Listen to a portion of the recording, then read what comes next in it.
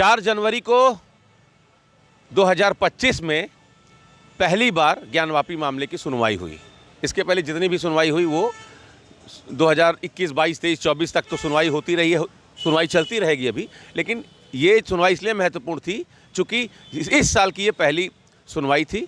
4 जनवरी 2025 को जिला जज की अदालत में सुनवाई हुई। हमारे साथ हिंदू पक्ष के वकील मदन मोहन जी हैं, समझ लेते हैं आज सुनवाई में जिला जज की अदालत में क्या कुछ हुआ।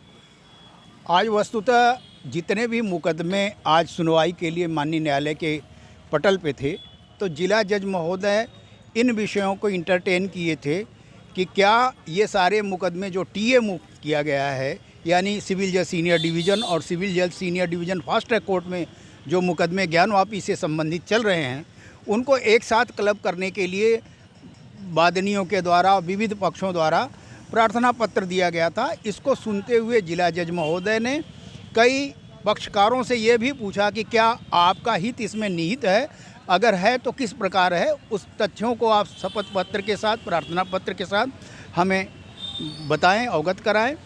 और दूसरा बात कि इसी मामले को लेके 4 वादनी महिलाएं और मुख्यतः लक्ष्मी देवी के बाद श्रृंगार गौली के केस में जो चल रहा है सुप्रीम कोर्ट में, उसमें निवेदन किया गया था सुप्रीम कोर्ट से कि वो सारे मुकदमों को जो वाराणसी जिला न्यायालय में चल रहे हैं उनको इकट्ठा क्लब करके एक साथ हाई कोर्ट में ट्रायल किया जाए, क्योंकि कृष्ण जन्मभूमि का मामला भी वहाँ चल रहा है जिसमें मैं वादकारी हूँ। कृष्ण जन्मभूमि वाले मुकदमे में उन सब के संदर्भ में माननीय न्यायालय ने सारे पक्षों को सुनते हुए और उन्होंने कहा कि जो भी आपत्ति प्रति आपत्ति है वह लिखित में आप लोग दीजिए, और अगली सुनवाई 18 जनवरी को उन्होंने नियत की है। 18 जनवरी को इस मामले में अगली सुनवाई है।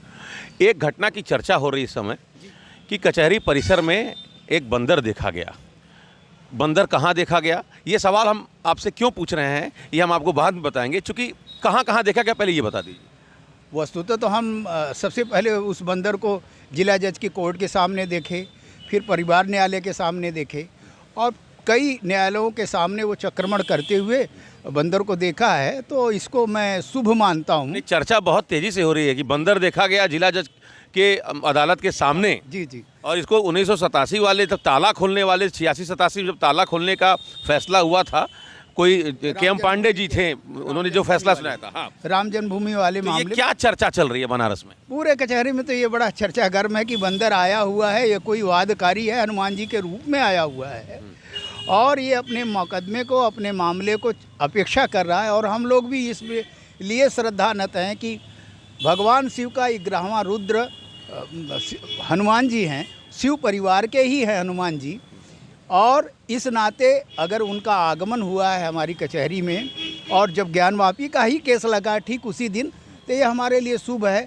कोई शुभ परिणाम हमारे पक्ष में अवश्य ही आएगा, ऐसी हम लोग अपेक्षा करते हैं, ऐसी आशा करते हैं। महादेव की कृपा हम लोगों को अवश्य प्राप्त। लास्ट में कमेंट, जो लोग हनुमान जी में जाति खोज रहे हैं जी, वही बंदर कुछ बताना चाहते हैं क्या? नहीं, वो तो भगवान राम ने जब उनकी मदद ली थी किष्किंधा में जाके, तो एक वहाँ जाके वो एक जनजाति समाज था और जिसके ऐसा माना जाता है कि वो जनजाति समाज था जो लोग व्यक्ति के रूप में न होके अर्ध मनुष्य और अर्ध प्राणी के रूप में थे। उन्होंने भगवान राम की मदद की है और इतनी बड़ी लंका विजय, इतना बड़ा पुरुषार्थ, लंका जाके पूरा सुंदरकांड गोस्वामी जी हनुमान जी की ही के पुरुषार्थ पे, उनके पराक्रम पे ही लिखा है। तो ये तो मैं मानता हूँ कि ऐसे देवतुल्य प्रतिनिधित्व जो प्राप्त हो रहा है हम लोगों को, हमारे लिए प्रसन्नता का विषय है। जाति से नहीं जोड़ना चाहिए? नहीं, कदाचित नहीं, ये एकदम बड़ा अपराध होगा, क्योंकि जाति का जहर जो जोड़ा जा रहा है, घोला जा रहा है, ये अनुचित है। ठीक है, तो कचहरी परिसर में जिला जज की अदालत के सामने बंदर का दिखना इस समय कचहरी परिसर में चर्चा का विषय बना हुआ है। हिंदू पक्ष के वकील कह रहे हैं ये हमारे लिए शुभ संकेत है। जिस दिन ज्ञानवापी का मामला जिला जज की अदालत में चल रहा हो उस दिन बंदर का दिखना यानी कि कोई अच्छी खबर हिंदू पक्ष के लिए आ सकती है, ये कहना है मदन मोहन जी का। Amit Singh, TV9 UP, Varanasi.